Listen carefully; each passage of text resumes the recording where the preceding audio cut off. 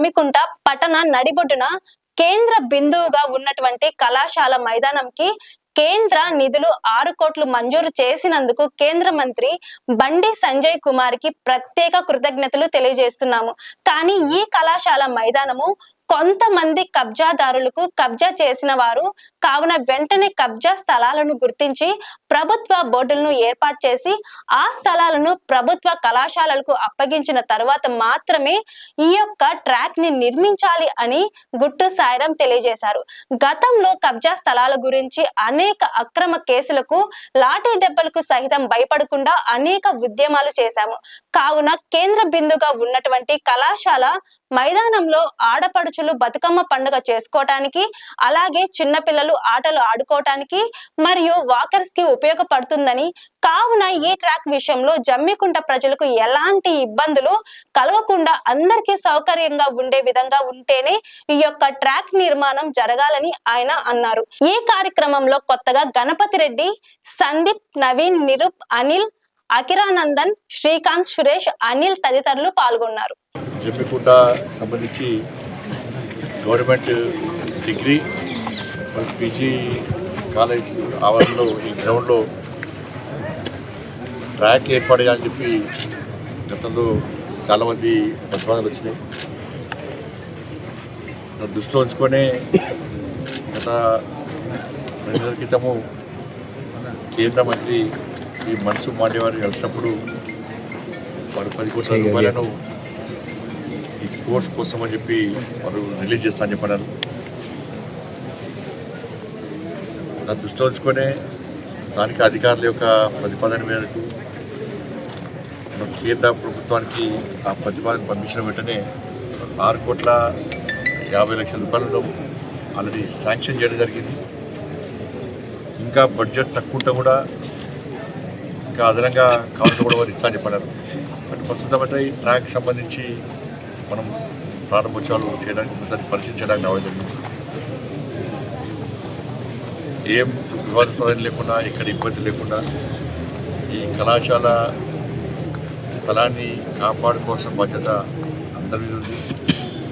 ఇప్పుడే ఈ కొంచెం స్థలాన్ని కబ్జా చేసుకునే విషయాన్ని కూడా నా దృష్టికి తీసుకురావడం జరిగింది. విద్యార్థి సంఘాలతో పాటు కాలేజు డెవలప్మెంట్ కమిటీతో పాటు తీసుకున్నారు. కోర్టులో కేసు ఉందని చెప్పి చాలా సంవత్సరాలు పెండింగ్ ఉందని చెప్పారు. అప్పుడు దాన్ని కూడా పరిశీలించే ప్రయత్నం చేస్తారు. దాన్ని కూడా ఏ స్థాయిలో ఉంది, ఏ విధంగా దాన్ని చర్యలు తీసుకోవాలో అది కూడా నేను పరిశీలించే ప్రయత్నం చేస్తాను. కబ్జాలకు మొదటి నుంచి కూడా నేను వ్యతిరేకం. కరీంనగర్లో కూడా నేను సెకండ్ టైం ఎంపీ అయిన వెంటనే గతంలో సిపి గారు మహంతి గారు ఉన్నప్పుడు కానీ ఇప్పుడు ఎస్సీపీ గారు కానీ క్లియర్గా చెప్పడం జరిగింది. ఏవైతే ప్రభుత్వ స్థలాలు ఇప్పుడు ప్రైవేట్ స్థలాలు, పేద ప్రజల స్థలాలు కానీ కబ్జా చేస్తే ఇవన్నీ ఊరుకుంటారని చెప్పడం జరిగింది. చాలామందిని కూడా డిమాండ్ చేశారు. కబ్జాలో జోలికొస్తే ఏ విధంగా శిక్షలు పడతాయి, ఏ విధంగా పోలీస్ తరహాలో గుణపాఠం ఉందో చూపెట్టాం. కానీ ఇప్పుడైనా దృష్టి తీసుకోవాలి. ఆ విషయంలో కూడా చాలా కఠినంగా వివరిస్తుంది. దాని ప్రసక్తి ప్రభుత్వ స్థలాన్ని, పేద ప్రజల స్థలాన్ని కబ్జా చేసుకునే ఎవరు లేదు. కానీ ఆ కోర్టు విషయంలో కూడా నేను పరిశీలించే ప్రయత్నం చేస్తాను. ఈ గ్రౌండ్ కాపాడడానికి నా వంతు ఏ విధంగా సహకరిస్తాను. కరీంనగర్ జిల్లా ఇల్లందకుంట మండలం తహసీల్దార్ కార్యాలయం ముందు ఉద్యమకారుల రిలే నిరాహార దీక్షలో జిల్లా అధ్యక్షులు ఎక్కడ సంజీవరెడ్డి మాట్లాడుతూ వెంటనే ఒక కూటమిని ఏర్పాటు చేసి ఉద్యమకారులను గుర్తించి గుర్తింపు కార్డులు జారీ చేయాలని, తెలంగాణ ఉద్యమకారుల సంక్షేమ బోర్డుని ఏర్పాటు చేయాలని, 10,000 కోట్ల బడ్జెట్ కేటాయించాలని, 250 గజాల ఇంటి స్థలం పెన్షన్ సౌకర్యం కల్పించాలని, సంక్షేమ పథకాల్లో 20% కోటా కేటాయించాలని, రానున్న స్థానిక మున్సిపల్ ఎన్నికల్లో ఉద్యమకారులకు ప్రాధాన్యత కల్పించాలని, తెలంగాణ ఉద్యమకారులకు ఇచ్చిన హామీల అమలు వెంటనే ప్రారంభించాలని, తెలంగాణ ఉద్యమకారులకు హామీలను వెంటనే అమలు చేయాలి అని కోరుతూ కరీంనగర్ జిల్లా ఉద్యమకారుల రిలే నిరాహార దీక్షలు ప్రారంభించారు. తెలంగాణ ఉద్యమకారులకు దక్కవలసిన ఫలాలు గతంలో దక్కలేదని చెప్పిండు.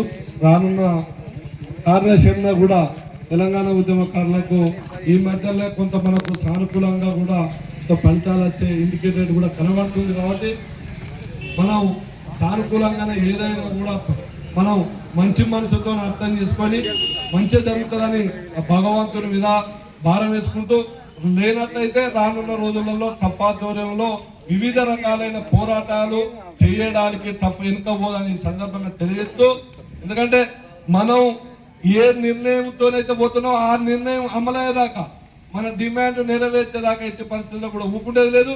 ఇంకొకటైతే వాస్తవం, తెలంగాణ ఉద్యమకారుల ఈ హుజరాబాద్ ప్రాంతంలో సంబంధించిన కీలకంగా వ్యవహరించిన ప్రతి ఒక్కరు కూడా, ఒకరు బీజేపీలు ఉండొచ్చు, ఒకరు బీఆర్ఎస్ ఉండొచ్చు, కొందరు కాంగ్రెస్ ఉండొచ్చు, లేకుంటే ఇంకా కొందరు న్యూట్రల్గా ఉండొచ్చు.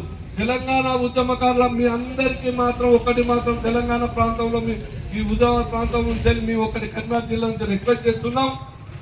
ఈ టైంలో టఫ్ ఆధ్వర్యంలో జరిగే ఏ పోరాటమైనా మీరు కలిసి వచ్చినట్టయితే తెలంగాణ ఉద్యమకారులకు దక్కవలసిన ఫలితాలు దక్కుతాయి. అదేవిధంగా సమాజం లోపల కూడా తెలంగాణ ఉద్యమకారులకు మనకు ఒక ఐడెంటిటీ కార్డు కానీ, బస్ పాస్ కానీ, లేకపోతే భావితరాలకు తెలియవలసిన రోజు ఒక కమిటీ వేసి మనం గుర్తించినట్టయితే మన ప్రజల లోపల, మన గ్రామం లోపల, మన ఇంట్లో కానీ గౌరవం దక్కే విధంగా ఉంటుంది. కాబట్టి మీరు ఇటువంటి టైంలో ఇటువంటి తరుణం లోపల కలిసి రావాలి. అందరూ కలిసి ఉన్నప్పుడు మాత్రమే ఇట్లాంటి కార్యక్రమం జయప్రదం అవుతుంది. లైక్ చేయండి, షేర్ చేయండి, సబ్స్క్రైబ్ చేయండి. మరిన్ని వీడియోల కోసం బెల్ సింబల్ పై క్లిక్ చేయండి.